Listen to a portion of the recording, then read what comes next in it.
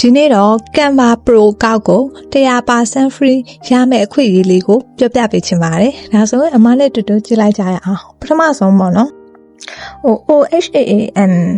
ဆိုတဲ့ website လေးပေါ့နော်။ဒီ website မှာဆိုရင်သူကရေးတာ choose their plus free digital service and online subscription လို့ရေးတာပါတယ်။ဒီမှာဆိုရင်အမတို့ကပထမဆုံးပေါ့နော်။ဒီမှာ full name နာမည်လေးထည့်မယ်။ကိုကြိုက်တဲ့နာမည်လေးကိုအမတို့ပထမဆုံးထည့်ပေးပါ။ full name မှာအမကတော့digital knowledge ဆိုပြီးတော့ပဲထည့်လိုက်ပါမယ်။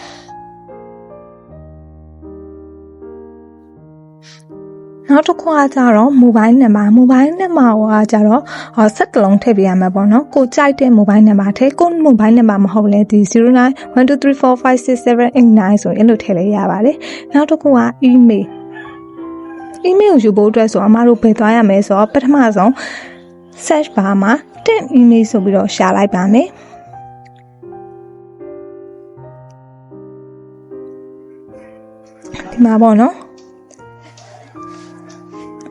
ဒီမှာပေါ့နော်တက်မေးဆိုပြီးတော့ရှိတယ်အဲ့ဒီ website လေးထဲဝင်ပါမယ်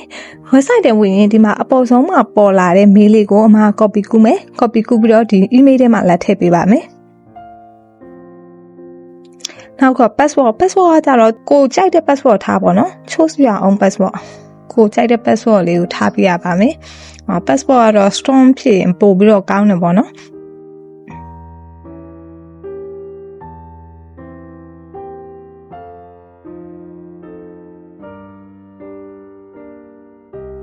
နောက်ပြီး create free account ကိုနှိပ်လိုက်ပါမယ်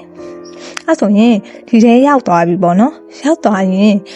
အမတို့ကဘာလုပ်ရမှာလဲဆိုတော့ click here to activate Canva Pro ဆိုတဲ့ဟာလေးကိုတစ်ချက်လောက်နှိပ်လိုက်ပါမယ်နှိပ်ပြီးရင်အမှသူကကြတော့ရေးရတယ်ပေါ့နော် official website ကိုသွားပြီးတော့ login ဝင်တဲ့အဲ့လိုရေးရပေးတယ်နောက်တစ်ခုကကြတော့ဒီမှာပေါ့နော်ဒီ email ကိုသုံးပြရမယ်ဆိုပြီးတော့လည်းပြောရတယ်နောက်တတိယအဆင့်ကကြတော့ဒီ6လုံး digit code ယူဖို့အတွက်သူပေးတဲ့ဟာကိုနှိပ်ပေးရမှာပေါ့နော်ဒါဆိုရင်အမတို့ official website တွေဝင်လိုက်ပြီ website တွေရောက်သွားပြီ website တွေရောက်သွားပြီဆိုရင်သူကဘာပြောထားတာလဲဆိုတော့ login ဝင်ရမယ်တဲ့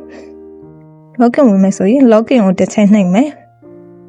login ကိုတစ်ချက်နှိပ်ပြီးရင်အမတို့က continue another way ကိုရေးမယ်ရွေးပြီးရင်အမဘာလဲဆိုတော့ email နဲ့ login ဝင်ပါမယ် email ဆိုတော့အဲ့ဒီမှာဘာ email ထည့်ရမလဲဆိုတော့သူပေးထားတဲ့ email ကို copy ကူးပြီးတော့ဒီဘက်မှာလက်ထည့်ပေးပါမယ်နောက်ပြီး continue လေးကိုတစ်ချက်နှိပ်ပေးလိုက်ပါအဲဆိုရင် email ရပြီကိုက code လို့ချင်တယ်မော်နော်ကိုက6လို့ code လို့ချင်တယ်ဆိုရင်အဲ့ဒီမှာသူ့ရဲ့ link လေးရှိတယ်အဲ့ link ကိုတစ်ချက်နှိပ်ပြီးရင်အပေါ်ဆုံးမှာပေါ့နော်6လုံး code လေးပေါ်လာမယ်အဲ့ဒါလေးကို copy ကူးပြီးတော့ဒီဘက်မှာလက်ထည့်ပေးလိုက်ပါအဲဆိုရင်အမားတို့ကဒီ Canva account တစ်ခုရသွားပြီပဲဖြစ်ပါတယ်မှာပေါ့နော် Canva account တစ်ခုရသွားပြီဒီမှာပေါ့email တွေကိုဝင်လာတဲ့ email လေးတွေကြည့်လို့ရတယ်ကိုကတခြားသူကို invite လုပ်ချင်တယ်ဆိုလဲ invite လုပ်လို့ရတယ်ပေါ့နော်ကိုကဒီ email နဲ့အမပြစားသလို email နဲ့မဖွင့်ပဲနဲ့ကိုပိုင် email နဲ့ဖွင့်ရင်လည်းရတယ်ပေါ့နော်ကိုပိုင် email ထည့်ရင်လည်းရတယ်ဒါလေးကတော့အလွယ်လေးပေါ့နော်နောက်အမတို့ကဒီ Canva Pro free သုံးလို့ရမရဆိုတာတစ်ချက်လောက်စမ်းကြည့်ပါမယ်တစ်ချက်လောက်စမ်းကြည့်မယ်အတွက်အမကတော့ဒီမှာ Facebook site လေးပေါ့နော် Facebook post ဆိုပြီးတော့တစ်ချက်လောက်ရှာပေးလိုက်ပါမယ်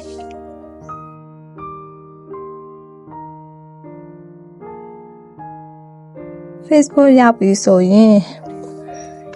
အမတို့ဒီ element လေးတွေရော pro feature ပါတဲ့ element လေးတွေကိုရောအသုံးပြုလို့ရလားဆိုတာတစ်ချက်လောက်စမ်းကြည့်မယ်ပေါ့နော်စမ်းကြည့်ဖို့အတွက်အမကတော့ဒီမှာဆိုရင်လည်းဒီ template လေးကိုပဲယူလိုက်ပါမယ်ဒါကကြတော့ pro မှာသုံးလို့ရတဲ့ template လေးပေါ့နော်အမတို့ဒီမှာစာလုံးလေးတွေကိုclick နှိပ်ကြည့်လိုက်တော့ရတယ်ပေါ့နော်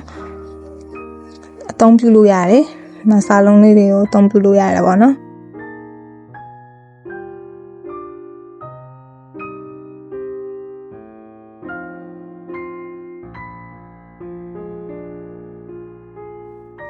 အမတို့ဘာတွေရှာမလဲဆိုတော့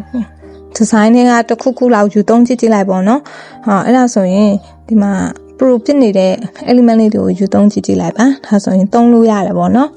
ဒါဆိုရင်တော့အမားတို့ကဒီ Canva Pro ကောက်ကိုသူများစီကနေဝယ်သုံးစရာမလိုဘဲနဲ့လွယ်ကူကူနဲ့ပေါ့နော်100% free ရသွားပြီပဲဖြစ်ပါတယ်အားလုံးပဲကြည့်ရှုပေးကြတဲ့အတွက်အားလုံးကိုကျေးဇူးအများကြီးတင်ပါတယ်နောက်ထပ်လည်းအကျိုးရှိတဲ့ဗီဒီယိုလေးတွေမျှဝေပေးမှာမို့လို့ like and subscribe လုပ်တာပြကြပါအောင်နော်